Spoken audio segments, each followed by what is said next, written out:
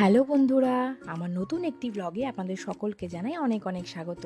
আর এই দেখুন, আমি আর মাম্মা বেশ সেজেগুজে বেরিয়ে পড়েছি ওর পাপার জন্য সারপ্রাইজ গিফট নিতে, কারণ কালকে ওর পাপার জন্মদিন। আর এই দেখুন, আমরা একটা জুয়েলারি দোকানে চলে আসলাম।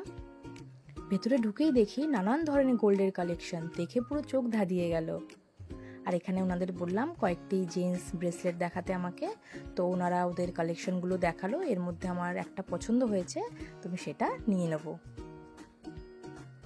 আর এখানে চলে আসলাম চুড়ির দোকানে, চুড়ি কিনবো বলে, কারণ আমাদের যেহেতু শ্রাবণ মাসে চুড়ি পরার নিয়ম আছে।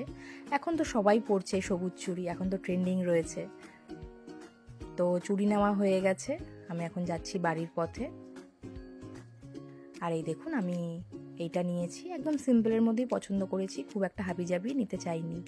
আর এখানে রাত বাজে 12টা, আমি জন্মদিনের শুভেচ্ছা জানিয়ে ওকে গিফটটা হাতে আমি তুলে দিলাম ওর। জিজ্ঞাসা করলাম কেমন হয়েছে, তো বললো পছন্দ হয়েছে। যাক ভালো, কাউকে আপনি কোনো জিনিস দিলে যদি তার পছন্দ হয়, তো এর থেকে ভালো আর কিছু হতে পারে না। ওর যে পছন্দ হয়েছে, এতেই আমি খুশি।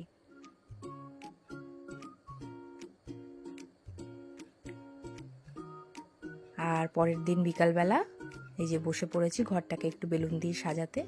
যদিও সেরকম কোনো আয়োজন রাখা হয়নি বাড়িতে, তবুও একটু কেক কাটা হবে, তো বেলুনটা না সাজালে ঘরটা কীরকম ফাঁকা ফাঁকা লাগে, তাই না বলুন? তাই একটু অল্প করে বেলুন সাজিয়ে নিচ্ছি।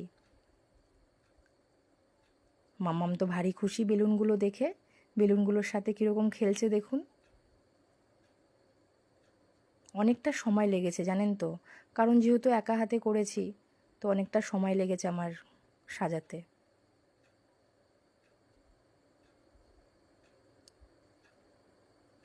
আর এই দেখুন, অবশেষে আমার কাজ কমপ্লিট। খুব সিম্পলভাবে সাজিয়েছি। আর এই হচ্ছে কেক। কেকটা যতটাই সুন্দর দেখতে, খেতেও কিন্তু অতটাই ভালো ছিল।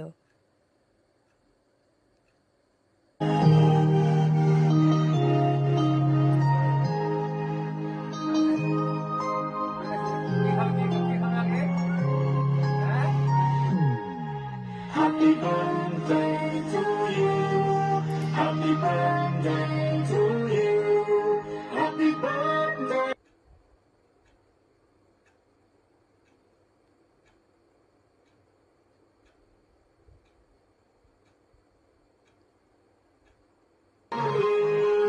Happy birthday to you. ব্লগটা আজকে এই অবধি থাক, দেখা হবে পরের একটি ব্লগে। সবাই ভালো থাকবেন, সুস্থ থাকবেন। আজকের জন্য সবাইকে টাটা।